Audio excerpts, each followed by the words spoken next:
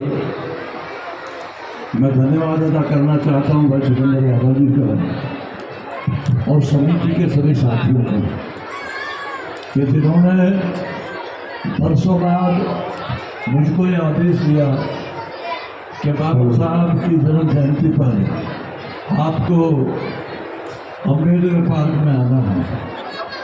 हमारे सैकड़ों साथियों को तो याद भी नहीं होगा कि अम्बेडकर पार्क इसी मिट्टी को छू करके अम्बेडकर पार्क का जो निर्माण किया गया है उसमें भी हमारी बहुत बड़ी शिरकत है। मेरा कार्यालय पहले यही था, सामने बंगला स्ट्रीट के ऊपर।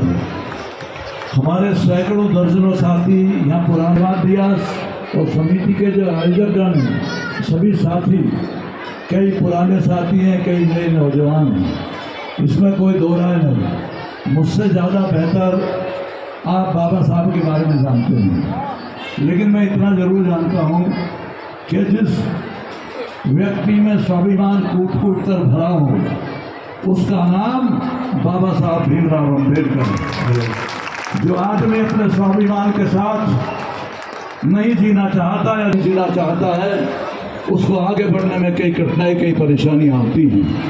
किसी शायर ने ये ठीक कहा है कि खुदी को कर बुलंद इतना कि हर तदबीर से पहले खुदा बंदे से खुद पूछे बता तेरी रजा क्या है। वो कैफियत डॉक्टर भीमराव अम्बेडकर जी के अंदर थी। महज बात एक है, बातों की कड़ी, विचारों का आदान प्रदान, ताकत, स्वाभिमान, तमाम वो सारी परिधियों को लांग करके जो बाबा साहब ने हमको सिखाने और बढ़ाने का काम किया, वो इतना बड़ा एहसान है कि हम सारी ज़िंदगी भी मेहनत करके अगर बाबा साहब का नाम लेते रहें तो उस एहसान को हम कभी पूरा नहीं कर पाएंगे। एक ऐसा वक्त जब शब्दों के बाण कानों को चीरते चले जाते थे। अपने उन ग्रंथों को, उन किताबों को, उन पुस्तकों को उठाकर पढ़ने का काम करो जो पुस्तकें बाबा साहब के बारे में लिखी गई हैं और बाबा साहब के विचारों को जानने का काम करो तो आपको ज़रूर ये बात महसूस होगी कि अगर हिंदुस्तान में कोई आज़ाद विचारधारा का, मजबूत विचारों के साथ में कोई व्यक्ति ने इस धरती पर कदम रखने का काम किया और हमको संविधान के रूप में एक आदर्श पुस्तक, एक महान पुस्तक, एक ग्रंथ जो पूजने लायक है उसको हमने दिया, तो उस व्यक्ति का नाम, हमारे पत्रकार बंधु भी यहाँ मौजूद हैं, वो भी अपनी लेखनी से बाबा साहब को बहुत अच्छे तरीके से लिखने का काम करते हैं। समय समय पर जब कभी पढ़ने का वक्त मिलता है, हाँ इसमें कोई दो राय नहीं कि बहादुरी की पुस्तक पढ़ने का ज़्यादा शौक़ हमको है, क्योंकि ये बहादुर मुल्कों और बहादुर लोगों का मुल्क है और आप तमाम बहादुर जातियों के, बहादुर लोगों को, बहादुर के विचारों को मानने वाले लोग हैं। पर एक बात कभी कभी तकलीफ देती है, और वो तकलीफ देती है कि जब हम अधिकारों की बात करते हैं और कहते हैं अधिकार मांगने चाहिए, कहना चाहिए। आप बहुसंख्यक लोग हो, बहुजन लोग हो, मैं पार्टियों की बात नहीं करता। कल पार्लियामेंट में था, आपने तस्वीरों में देखा होगा, माननीय प्रधानमंत्री से लेकर के सारे मंत्री वहाँ मौजूद थे। लेकिन मैं गया तो ये कहने के लिए था, अपने साथी कई मंत्री हैं आज सेंट्रल गवर्नमेंट में, हालांकि मैं बीजेपी वाला नहीं हूँ, मैं इंसानियत वाला हूँ, मैं मानवता वाला हूँ, मैं आगे बढ़ने वाला हूँ और हम बहादुर लोग हैं, कमज़ोर लोग नहीं हैं। क्योंकि रिजांगला की बर्फीली पहाड़ियाँ और कारगिल की सूखी चट्टानें इस बात का प्रमाण है कि हम लोग बहादुर और बहादुरी के साथ जीने वाले लोग हैं। तो दोस्तों, बहादुरी की ज़रूरत है और उस बहादुरी की ज़रूरत है जो बहादुरी हमको बाबा साहब ने सिखाने का काम किया, अपनी लेखनी से लिखने का काम किया, आगे बढ़ाने का काम किया। उसी बहादुरी को लेकर के जितनी भी बाबा साहब की महत्वपूर्ण बातों को हम समाज में फैलाने, आगे बढ़ाने का काम करेंगे। ये हमारा फर्ज है, कोई बाबा साहब पे एहसान नहीं है। बाबा साहब ने तो आप लोगों को जीवन दे दिया, एक रास्ता दे दिया, आज रोशनी दे दी।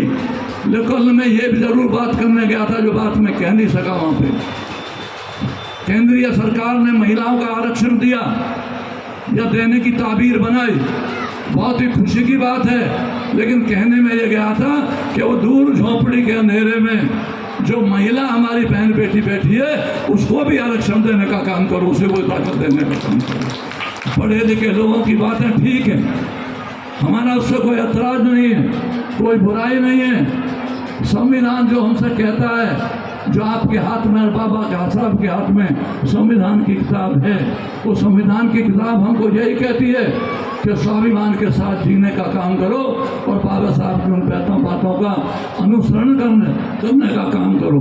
तो आखिर में मैं ज़्यादा ना कहते हुए, ये हमारा नौजवान साथी है गगन यादव, इसका नाम है। मैंने उत्तर प्रदेश के नौजवानों की कमान इस नौजवान को सौंपने का काम किया, क्योंकि स्वाभिमानी नौजवान है और स्वाभिमानी नौजवानों को जोड़ करके समाज की उस दुखती रगों को सहलाने का काम करेगा।